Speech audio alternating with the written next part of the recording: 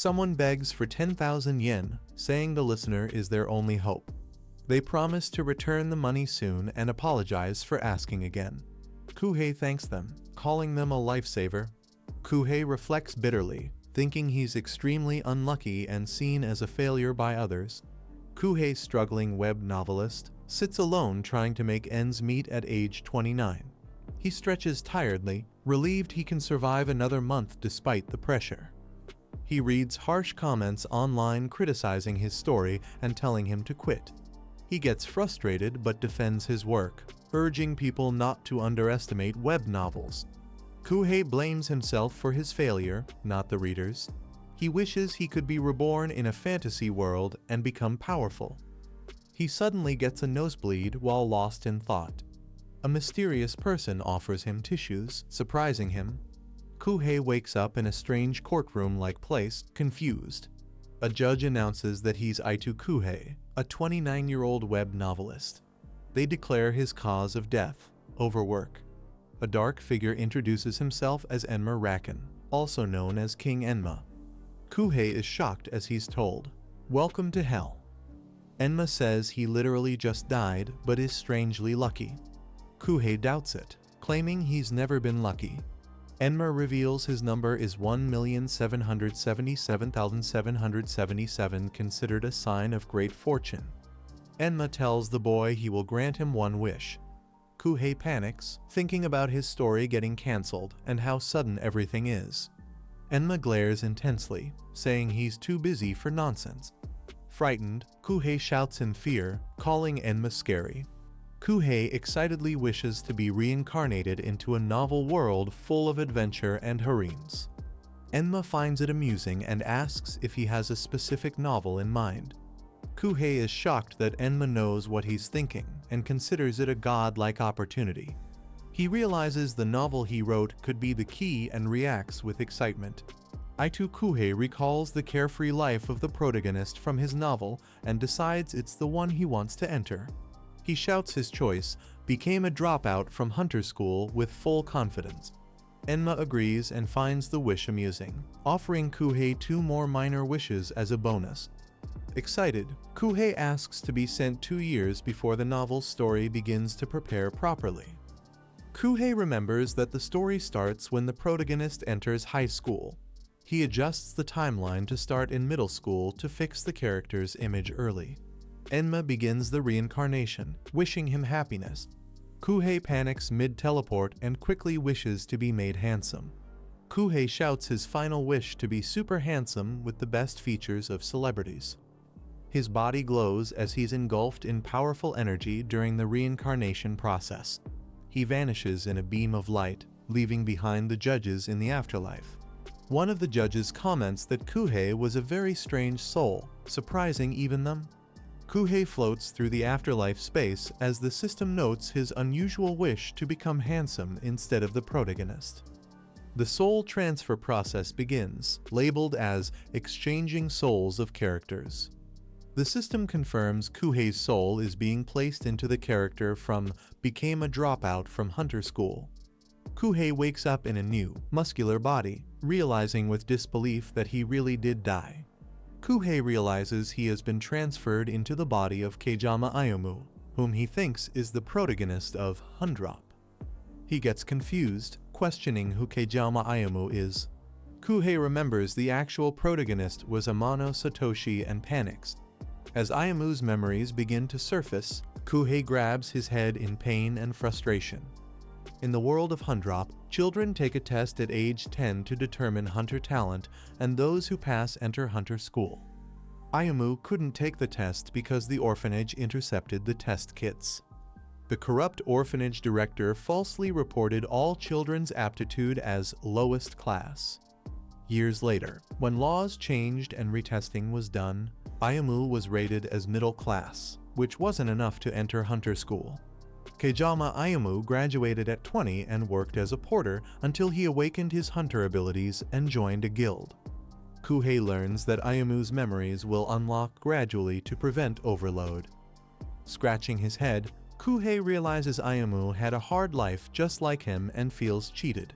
He sighs in disappointment. realizing he's once again living a misfortunate life even in his second chance. Kuhei recalls from the memories what kind of character Kejama Ayamu was. He realizes Ayamu is just a background teacher character who teaches swordsmanship and barely appears in the story. Kuhei throws a tantrum, frustrated that he didn't get to be the main character and regrets not asking to go to heaven instead. He sits in deep thought, realizing that to return to the afterlife now, he'd have to die again. Kuhei realizes if he commits suicide just to return and complain, he'd likely be sent straight to hell. The system announces he will soon awaken as Kejama Ayamu, wishing him good fortune. Kuhei yells in disbelief, begging to start over instead of living as Kejama Ayamu. He wakes up, sweating and gasping, still desperate to go back. Kuhei jolts awake in bed, sweating, realizing this is not a dream. His phone rings with a call from the Chase financial team. Still shocked, Kuhei turns to look at the phone as it vibrates beside the bed. He nervously answers, and the caller introduces themselves as the Chase Guild's financial team, addressing him as Kejama Ayamu. Kuhei clenches his teeth, fully realizing he's now living as Kejama Ayamu. The caller confirms the retirement pay was deposited and offers support for any issues. Kuhei sees the massive bank balance on his phone, over 30 million yen. Stunned by the wealth, he stares in disbelief and mutters, "Huh?" Kuhei mentally counts the digits of his balance, stunned by the sheer amount of money. Filled with energy, he throws open the curtains, embracing the morning. Smiling brightly, he accepts his new identity, saying, "From today on, I'm Kejama Ayamu." He realizes that Ayamu's life might actually be much better than he first assumed, especially with 30 million yen as a hunter. Kuhei stands in the sunlight, thinking that while 30 million yen may not be much for some, to him it's a dream come true after dying as a struggling writer. He joyfully embraces his new life, wondering what's the point of mourning the past now. He observes the modern city and notes that even though monsters and hunters exist, this world feels just like modern Japan. Now 25 years old, he reflects proudly on his new start with over 30 million yen in the bank and a fresh life ahead. Kuhei admires himself in the mirror, thrilled with how handsome he looks, calling it the best. He notes that Ayamu is young, attractive, physically capable, and a certified B-class hunter, though that rank isn't rare. Kuhei reflects that unlike the story's rich protagonist, Ayamu is destined to be forgotten as a background character once the plot powers up. He frowns, realizing he's now just a side character who doesn't influence the story at all. His presence or absence barely matters. Kuhei smirks confidently, realizing that being in a side character's body might actually be the perfect setup. The story, became a dropout from Hunter School, actually has two protagonists. One is Tsukazaki Makoto, the original protagonist who starts from humble beginnings. The other is Amano Satoshi, who reincarnated into the novel's delinquent young master and uses his knowledge to gain power, stealing the opportunities meant for the original protagonist. Tsukazaki Makoto and Amano Satoshi continue to grow stronger, with Satoshi even using his wealth for spiritual medicine to rival the original protagonist. Kuhei acknowledges he's different from them. He's in Kejama Ayamu's body, with no need to compete. He realizes he doesn't have to get involved or be a rival. His only goal was to enjoy an easy life. Kuhei embraces his new reality, proud that he can now live with freedom and luxury. That's the kind of life he's always wanted. One day, portals go out of control and monsters flood the world just like in the original story, signaling global crisis. As chaos spreads, Tsukazaki Makoto and Amano Satoshi join forces to fight the powerful invading army. Citizens nervously watch, wondering if those two heroes can truly protect the world from destruction. Someone declares that the fate of the world rests on them. They are the final hope, and all anyone else can do is cheer them on. The public cheers as Tsukazaki Makoto and Amano Satoshi stand at the front line called Humanity's Light and the World's Final Hope. Everyone rallies behind them, chanting their names. Kuhei watches silently, capturing the moment on his phone while muttering, "Go." People continue chanting, passionately supporting all the heroes on the battlefield, including Tegla and others. Kuhei excitedly buys stocks at their lowest value during the global panic, calling it the end of the world trade. He realizes that while Makoto and Satoshi are busy saving the world, he can profit by investing in crashed stocks. Kuhei runs around in joy, watching the money flow in from his trades. Looking at a confirmation message on his phone, he envisions a carefree, rich future and wonders if this is what winning the lottery feels like. Ayumu smirks, making a decision. He confidently declares he'll follow the original story until the portals go berserk. With a sly grin, Ayumu plans his next step. He decides to gather some seed money for his future endeavors. Kejama Ayumu arrives at a tall office building on his first day of work. He walks toward Hunter School, where he'll begin working as a swordsmanship instructor. Before starting work, he checks Ayumu's records and personal documents for more information. He's shocked to find out that Ayumu had no friends and was a complete loner. He checks his phone and finds that Ayumu only has 2 saved contacts, confirming he's completely isolated. Ayumu remembers how others used to avoid him at school, calling him creepy. He reflects on how unfair life is, as he had to give up many things in his past life. He jokes that being married to web novels left no room for love or relationships. He pretended that being alone was easier, but deep down, it was due to personal struggles and family issues. He steps outside, telling the producer he'll fix the manuscript, clearly used to putting work first. Taking a breath in the cold air, he reflects that love was never an option for someone barely surviving. Even when stopped, he waves it off as just work, knowing love was never meant for someone like him. Although he's not the main character anymore, he feels he's gained something valuable in this new life. He walks toward the staff room, determined to live fully and experience everything he missed before. He opens the door, ready to start his new job with a fresh mindset and confidence. Ayumu introduces himself confidently as the new swordsmanship instructor for first-year students. He senses something odd about the atmosphere, but greets his colleagues politely. A friendly teacher named Hayashi Masao welcomes him warmly and shows him to his seat. Ayumu smiles and expresses his excitement to work together. Female students excitedly ask if Ayumu is really a teacher since he looks like a celebrity. Ayumu humbly laughs it off, secretly proud of his handsome face earned through reincarnation. When asked about his background, Ayumu reveals he was part of the Chase Guild.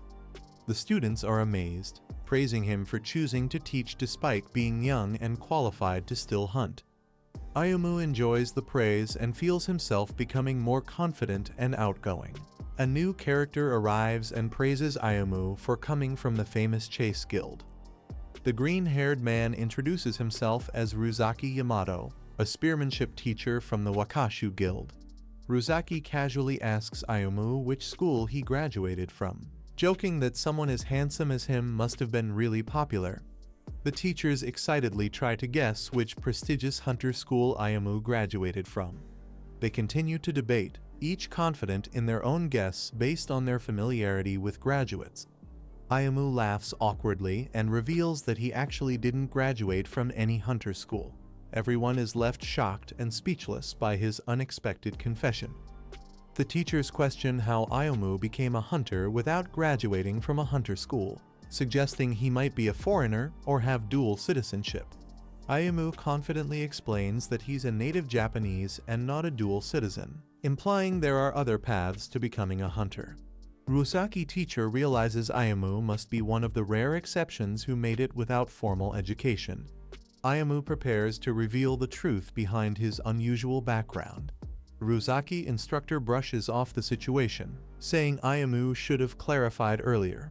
He walks off casually for a smoke, and the 2 female teachers offer to join him.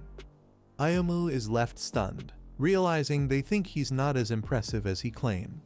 The senior teacher rationalizes it by assuming Ayumu was hired due to a policy that allows non-hunter school graduates. Ayumu hears the word non-regular and senses the awkward mood in the office. The system starts recalling Kejama Ayamu's memories related to his past testing. A facility director was arrested for illegally using monster kits to make orphans fight. Thanks to help from a fellow orphan named Yuki, Ayamu was later officially retested with proper equipment. Non-hunter school graduates like Ayamu and Yuki fall behind because they lack formal training.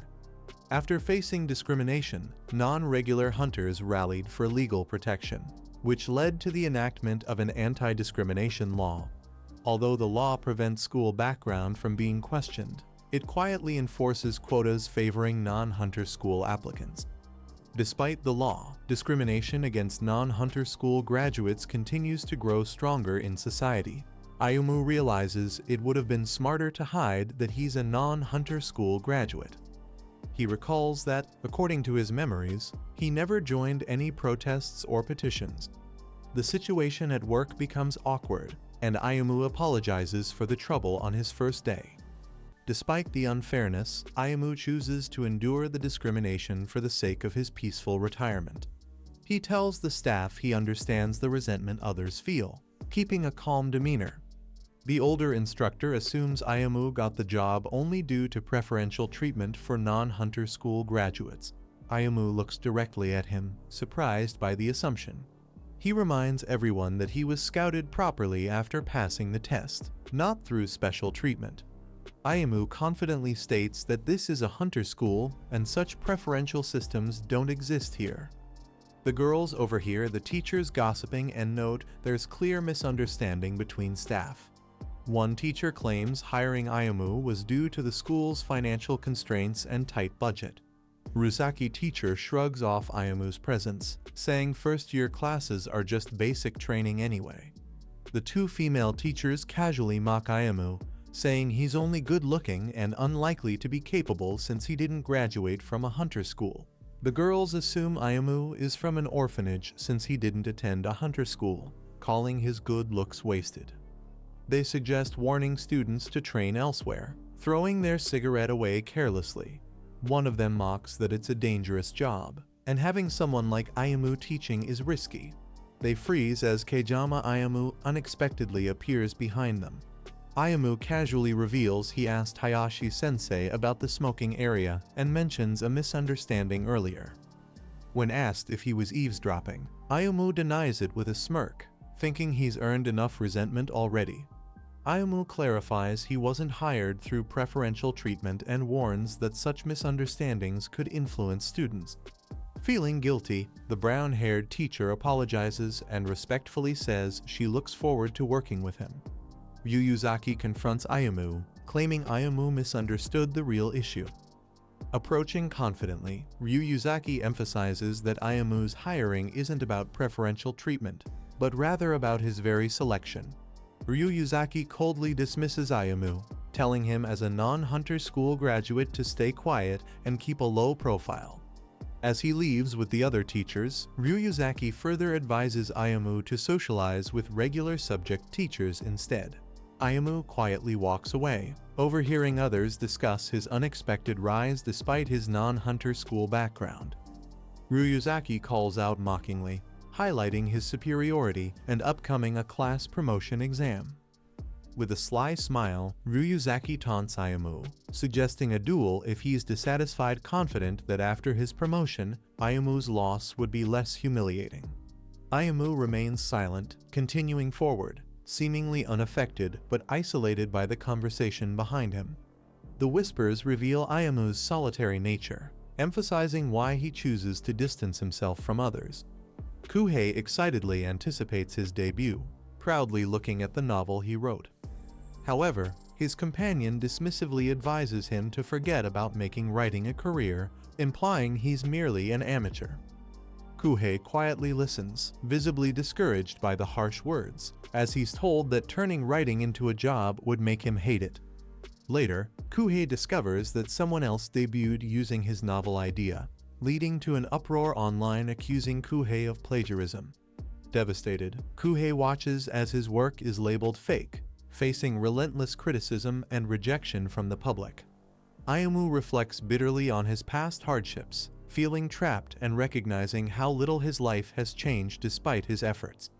He clenches his fist, questioning if such a life is even worth living. Nearby, someone calls out hesitantly to Ryuzaki, asking him to wait. Surprised, he pauses and turns around, slightly annoyed. Ryuzaki confidently decides to showcase his abilities. Ryuzaki notices someone addressing him and turns around, curious. Ayumu firmly declares acceptance of the duel. Observers, concerned and doubtful, question Ayumu's decision, wondering if he's thinking clearly. Ryuzaki mockingly warns Ayumu to reconsider, implying he's doing it just to impress the other teachers. Ayumu remains firm and serious, clarifying that he's genuinely proposing a duel between them. In the world of Hundrop, conflicts among hunters are resolved through duels, where outcomes decide everything. Observers understand that declining a duel without valid reason is dishonorable, though they can refuse if the challenge appears unfair. Ayumu declares he's challenging Ryuzaki to a duel because he's being discriminated against for not graduating from a hunter school. Ryuzaki arrogantly suggests postponing the duel until Ayumu reaches a rank, believing he's inexperienced. With an unsettling expression, Ryuzaki warns Ayumu that anything but murder is permitted in their duel, hinting at his intent to harm him seriously. Unfazed, Ayumu dismissively remarks that Ryuzaki talks too much, maintaining his calm composure. Ryuzaki, annoyed and provoked, demands Ayumu to confirm if he truly intends to duel. Ryuzaki announces the duel is set for the next Friday at the spearmanship training grounds, choosing 2 observers as witnesses. Ryuzaki confidently warns Ayumu, advising him to start looking for a new job due to the impending loss. Ayumu quietly stands firm, unshaken, while the 2 witnesses look on with concerned expressions. The day quickly comes to an end, and Ayumu appears calm but contemplative. Earlier that morning, Ayumu introduced himself to the class as their new instructor, receiving amazed reactions from the students. Ayumu was initially concerned about his swordsmanship, but something unexpected happened when he held a sword. His body instinctively recalled sword techniques from Kejama Ayumu's past memories, revealing that those skills were deeply embedded within him. Ayumu mentally rehearses sword techniques with ease, smiling as the moves come naturally to him. His impressive demonstration excites the students, earning cheers and admiration from the class. Since the first-year lessons only covered basic swordsmanship and fitness, Ayumu found teaching them quite simple. Later that day, Ayumu introduces himself to a different class, but is met with cold, uninterested stares from the students. A student asks Ayumu if the rumor about his upcoming duel with Ryuzaki is true, catching him off guard. The 2 teachers from before likely spread the news, assuming Ryuzaki's victory is a given. Ayumu encourages his students not to be discouraged by others' status or titles, hinting at his own situation. One student, aware of the rumors, points out that Ayumu is a non-hunter school graduate teaching swordsmanship, something rare and often underestimated. Ayumu claims he has no confidence at all, his expression hidden in shadow-building suspense. He suddenly bursts into laughter, revealing his true intent: he has no confidence in losing, confidently flipping the meaning. He tells the students to focus on the lesson, hinting that the result will speak for itself next week. The students are left speechless and intrigued. Ayumu internally notes that his display of confidence should have an impact, as someone anonymously buys a bus ticket suggesting something bigger is quietly unfolding. As Ayumu boards the bus, he's told to hurry. Half of his earlier confidence was genuine. Looking out the window, Ayumu reflects that from this night onward, everything will change. He arrives at a remote, moonlit location, determined to pursue elite-level training on his own. Ayumu reveals his target: to master the powerful inner strength technique. Ayumu recalls that the very first power the protagonist of Hundrop Masters gains is the inner strength technique from martial arts novels, something rare in reincarnation stories. He notes that if the first reward had been something ordinary like spiritual medicine, it would have seemed suspicious for him to take it. Ayumu, like the original protagonist Amano Satoshi, chooses to pursue this power. He believes good things like this technique should be shared, not hoarded. He clarifies that his aim isn't to become a world-saving hero, nor does he need to be as powerful as the protagonist, he just wants to grow in his own way. Ayumu carefully enters a mysterious cave, murmuring the word being. As he senses something powerful, he stands before a glowing portal, determined he doesn't need to be a hero, just strong enough to win the duel.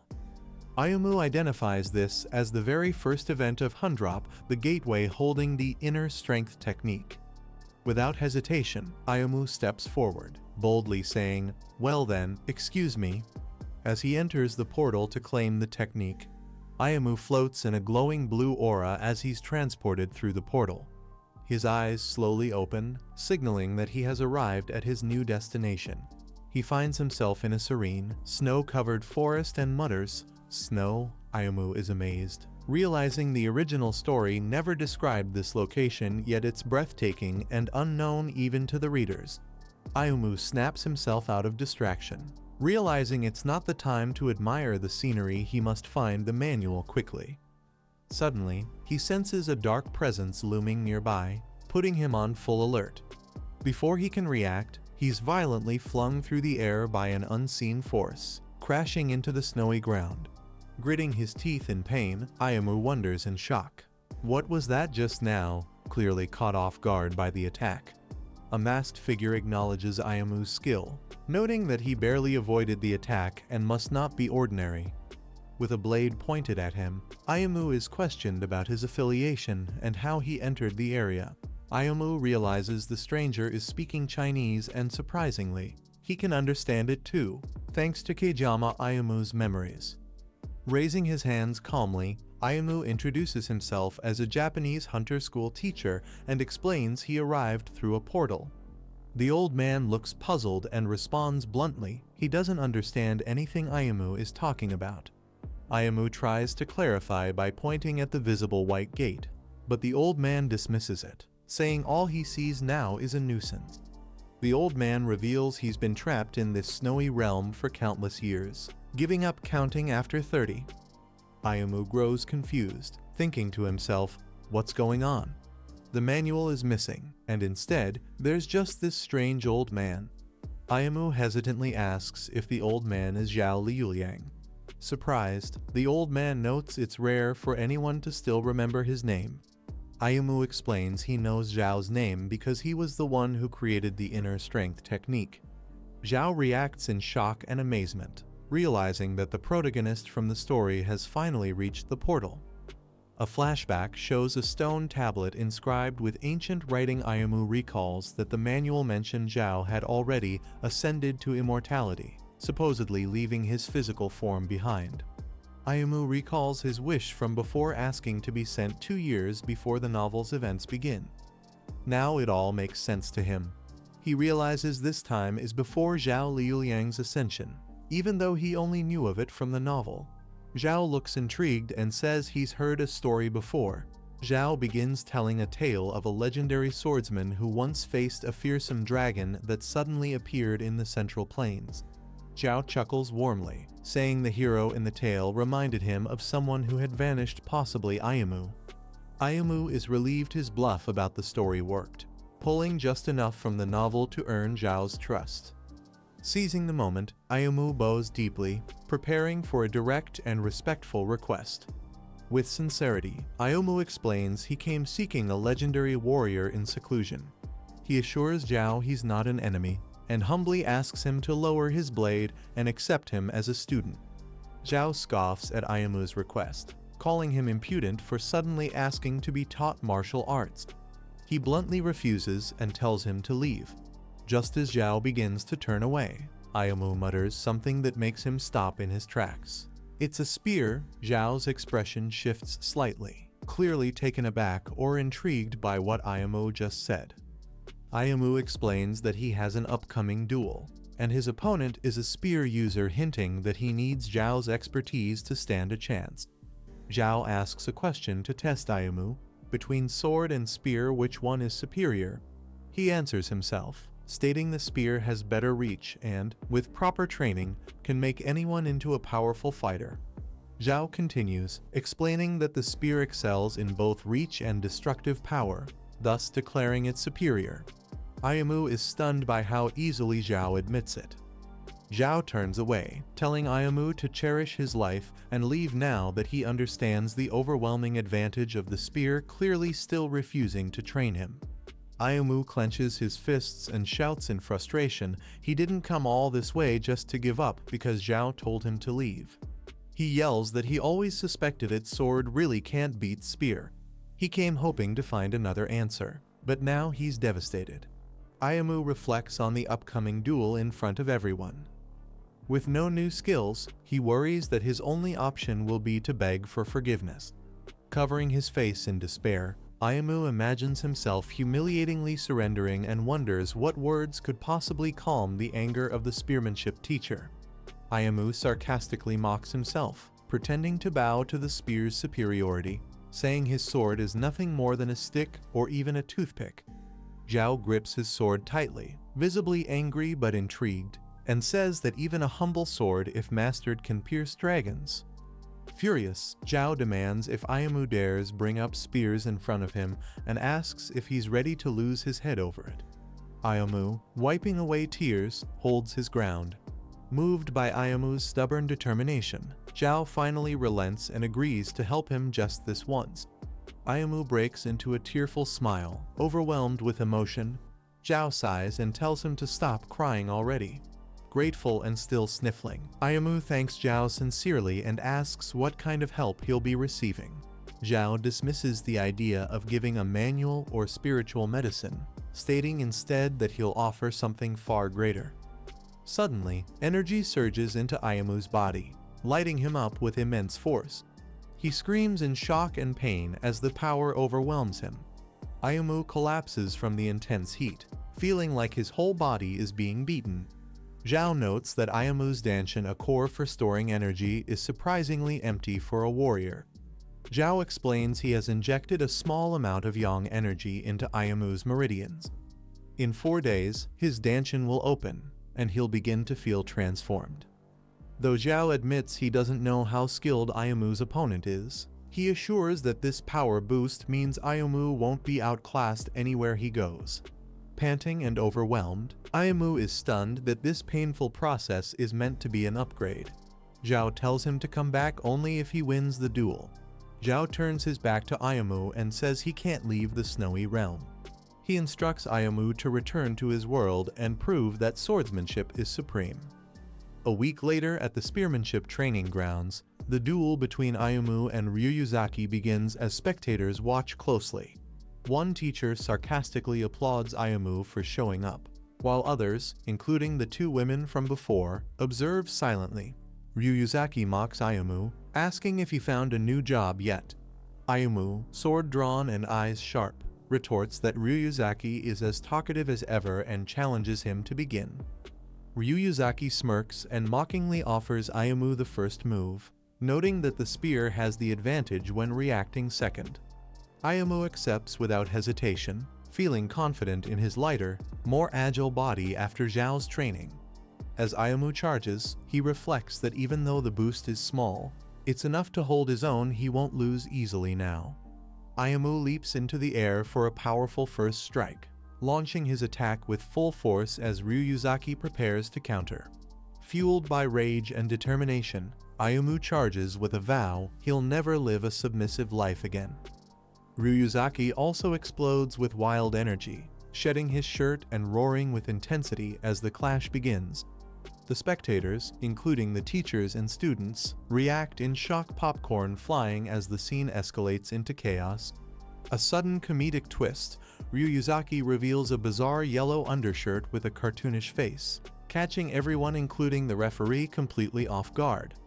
Ryuzaki screams in pain and shock as he's struck down, his eyes bulging and body convulsing from the force of Ayamu's unexpected counter. Ayamu stands still, stunned and confused by how effortlessly it happened. He quietly mutters, "Huh?" Ayamu wins the duel as the referee announces his victory. Everyone panics and calls for a stretcher for the injured opponent.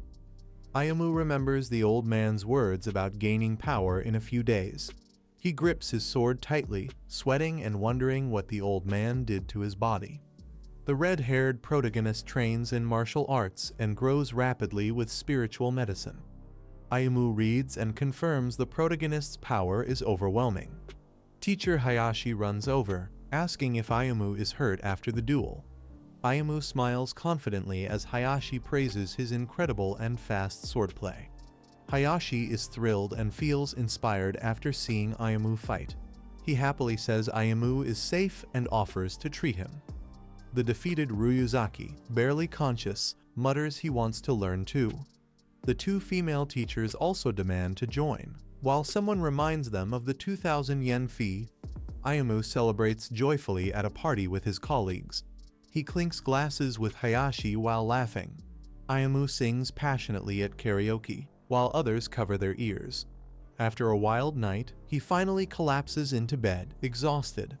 Ayamu drunkenly mutters he can't drink anymore as he returns home at 4 a.m. While asleep, a glow forms on his chest. His body begins the purification process. Ayamu sweats as his body rapidly transforms, radiating golden energy. He wakes up surprised, realizing his body feels stronger than ever. Ayamu wakes up energized, amazed he has no hangover at all. He walks through the portal once again, determined to find answers. Ayamu returns to the snowy realm, unsure how to face the old man. Snow falls silently as tension builds. He prepares to meet him again. Ayamu steps through the deep snow, surrounded by silence. He realizes the old man is truly trapped in this frozen realm. Ayamu finds the man and calls out, confirming his return. The old man sits calmly, already aware Ayamu came back. Zhao Liuliang calmly asks if Ayamu defeated the spear user. Ayamu boasts he won in one strike, while Zhao assumes the enemy was weak. Zhao grows curious and asks about Ayamu's technique and his opponent's inner power. Ayamu realizes the strength he gained came from learning real martial arts. Ayamu realizes that Zhao's training gave him the power-up that the novel's hero struggled for. He hesitantly tells Zhao that something feels off or missing from the transmission. Zhao explains Ayamu's Danshin had a tiny bit of inner force, possibly gained through battle. Zhao mocks the primitive method, thinking Ayamu mistook natural fighting for proper martial cultivation. Ayamu asks Zhao about the country he lived in. Zhao says it was the Ming dynasty under Emperor Zhu Yuanzhang. Ayamu realizes Zhao came from a completely different world, long before hunters even existed. Ayamu admits he knew about Zhao's legend from history books. Zhao is shocked when Ayamu tells him martial arts no longer exist in the outside world. Ayamu explains that martial arts were forgotten as new powers emerged in his modern era. Zhao realizes how much time has passed, feeling the effects of isolation. Ayamu brings Zhao food from the outside world, hoping to cheer him up and honor his legacy. Zhao accepts the drink, showing interest and adapting to the gesture. Zhao Liuliang spits out the chocolate in shock and disapproval. He questions whether people in the outside world are all sick to eat such things. Ayamu comments that Zhao unknowingly insults others with his outdated views. Ayamu tries to lighten the mood by offering sweets, but Zhao insists he's not a child. Ayamu offers chocolate to Zhao, explaining it's often eaten in the cold. Zhao carefully unwraps the chocolate, curious about the modern treat. Zhao tastes it and is overwhelmed with its delicious flavor. Ayamu coughs in shock, stunned by Zhao's overly romantic reaction. Zhao Liuliang admits the chocolate is delicious and asks for more. A calm, snowy scene shows time has passed. Wrappers and empty cans lie scattered. He ate everything. Ayamu is stunned that Zhao ate all the emergency food he packed. Ayamu curiously asks Zhao how he usually eats his meals.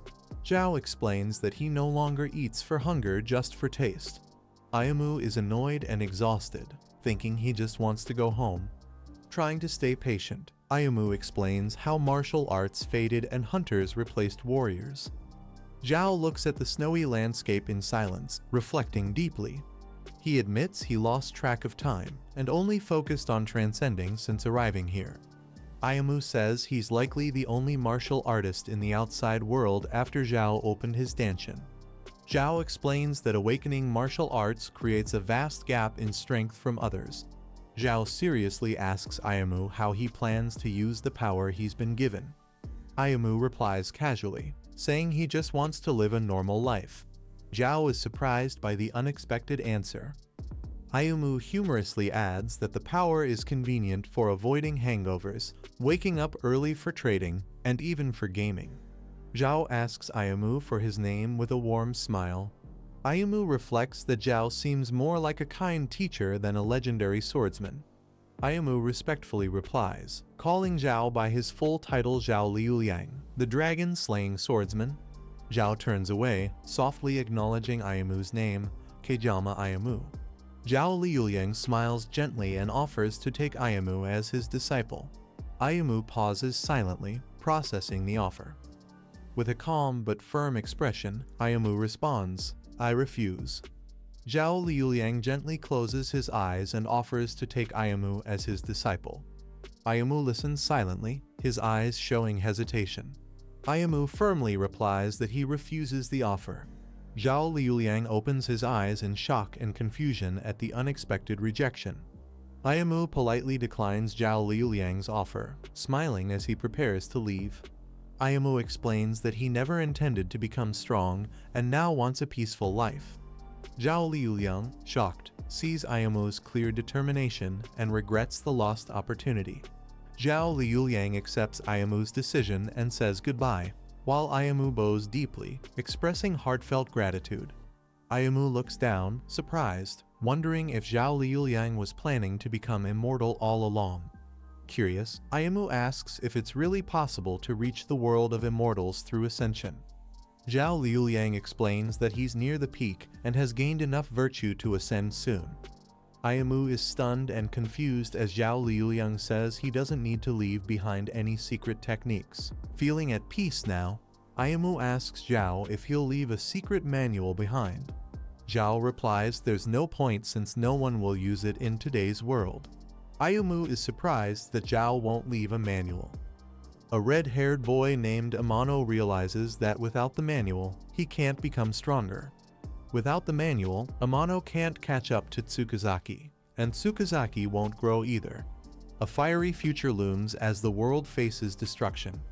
Ayumu regrets not realizing the importance of the event earlier. Ayumu begs Zhao to take him as a disciple before it's too late. Zhao calls Ayumu strange for changing his mind so fast. Ayumu pleads to become his disciple so the martial arts aren't lost. Zhao notices Ayumu's eyes now show determination and calculation. Zhao shouts fiercely, warning Ayumu that his training path is brutal like that of an Asura. Ayumu yells in frustration, realizing he just lost his days off. News of a swordsman from a regular school defeating an elite instructor spreads quickly. Students gossip online, sparking discussion about general versus practical subjects. Ayumu now understands why teacher Hayashi looked so overjoyed after the duel. Two co-workers gossip about how people from non-hunter schools seemed less capable. Ayumu walks confidently as rumors about his honorable duel spread. A student praises Ayumu's personality, while he realizes he forgot to ask for a reward. Ayumu smiles, proud to be earning respect and finally living the life he imagined.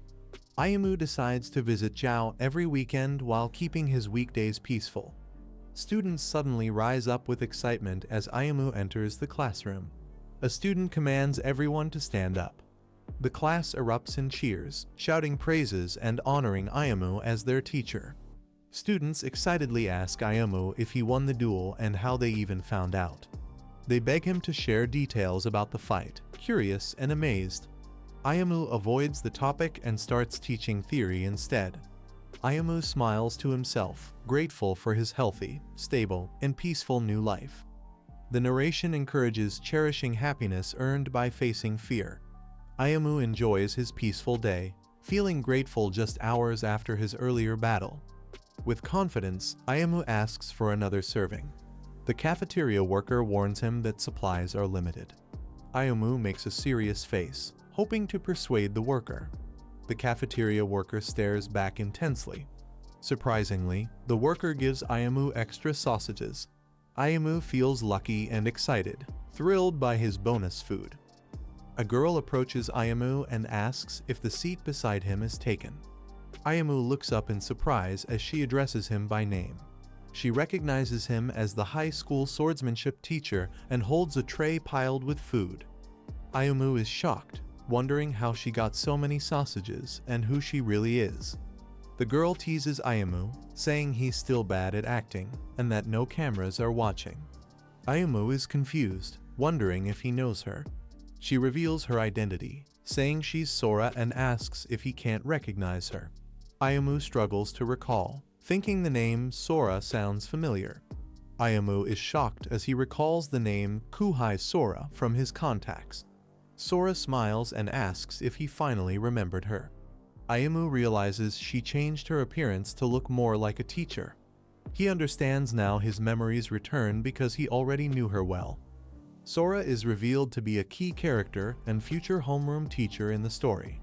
A flash of her dark, combat-ready form appears, hinting at her powerful role. Ayamu suddenly suffers a headache as memories flood back. He recalls a deadly group, Antas, known for massacring hunters and being enemies of the Hunter Federation. Ayamu looks tense as the system reveals Antas is a dangerous group rarely caught. Sora, casually eating, tells him not to worry about anything suspicious. Ayamu is confused, remembering nothing about his character being part of Antas in the story. A new log records Ayamu's identity as an assassin of Antas, leaving him stunned. Ayamu gulps nervously as he hears his full name spoken. His face turns pale with shock and fear, realizing the seriousness of being identified. Ayamu recalls reading the story fully and not seeing anything about Antas. A shocking thought hits him: could it be a hidden twist?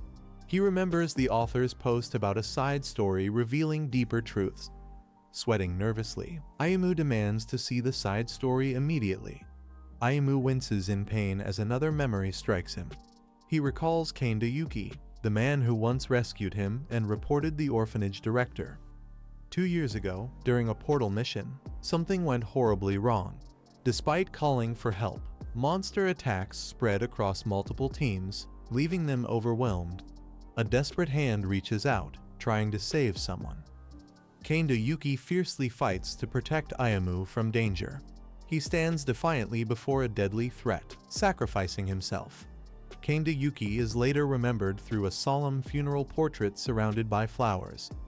At the funeral, Ayamu mourns as he learns a teammate died, saving many from monsters.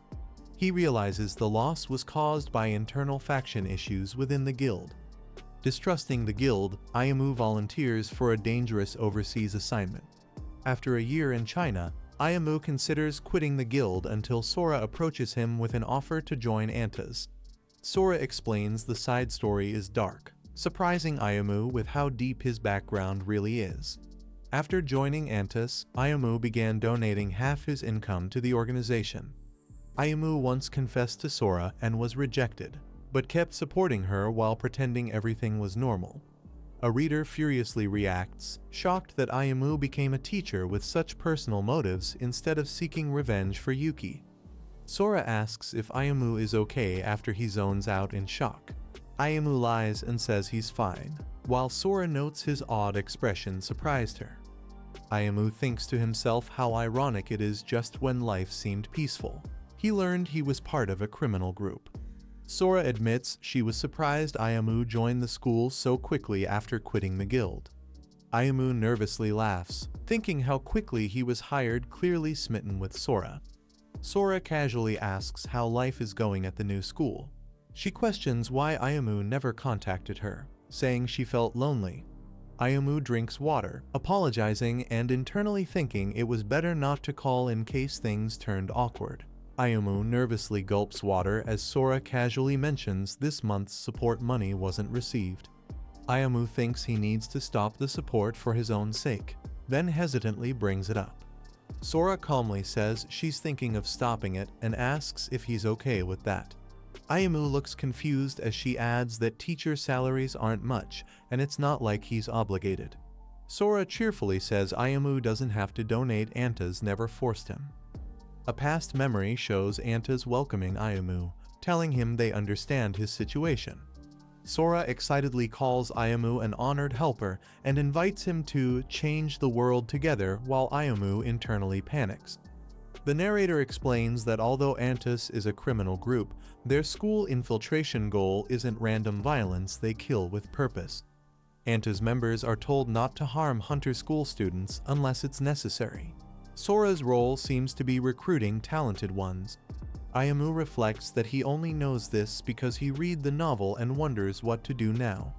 Sora tells him to focus on adapting to school life and mingling with others. Ayamu asks her to give him more info, saying he can't make plans without knowing the situation. Sora says this mission will take time and reassures Ayamu that he's fine since he's the only one in the high school division. She suggests meeting monthly on the last Tuesday if he's curious. Sora waves goodbye, telling Ayamu she'll see him later. Ayamu watches silently as Sora leaves the cafeteria. Ayamu stares at his tray, quietly repeating Tuesday. Zhao Liuyang's training begins steadily in a snowy setting. Zhao writes a secret manual while guiding Ayamu's growth. Zhao tells Ayamu he opened his danshin, but mastering it is up to him. Ayamu sits silently in the snow, absorbing Zhao's teachings. He closes his eyes and concentrates deeply. Zhao stares at him intently, waiting for a response. Zhao slams his hand on Ayamu's head, demanding, "Got it!" While Ayamu winces in pain. Ayamu gets frustrated as Zhao distracts him during training. Zhao senses emotional unrest disrupting Ayamu's inner energy. Zhao explains that mastering energy should feel as natural as breathing. Ayamu opens up about his worries regarding the organization he once belonged to. Ayamu sincerely asks Zhao what kind of person he is, good or bad. Zhao brushes off the question with annoyance, calling Ayamu a fool. Zhao jokingly says Ayamu is just a lucky fool who got a handsome face in his reincarnation. Zhao explains that morality is simple actions define a person and says only the powerful have the right to worry. A battlefield filled with bloodied flags shows the aftermath of war. The narration says history brands the losers as evil. Zhao explains that those who cause trouble eventually perish, reinforcing that pattern. Ayamu quietly thanks Zhao after the philosophical lesson. Zhao casually asks Ayamu to bring him some chocolate, and Ayamu agrees. His inner thoughts reflect that Zhao's last words about morality impacted him deeply. Ayamu reflects on Zhao's advice about war and troublemakers, thinking he just wants to live peacefully by earning through stocks. Sora eats dessert calmly while expressing that she has no desire to influence the world or be part of revenge. Sora brings up their agreement to meet on the last Tuesday and asks why Ayamu called her out early. Ayamu sits across from her, about to discuss something serious, and Sora notes his unusually formal demeanor. Ayamu gulps nervously, clearly anxious about what he's about to say. Smiling awkwardly, he asks, "Can I quit Antas?" Sora freezes, her expression turning blank and intense as she processes the question. In a sudden burst of rage, Sora leaps forward, attacking Ayamu with a fork in hand, her eyes glowing red in fury. This is the end of the video. If you guys want to see the next part, then don't forget to subscribe and like the video.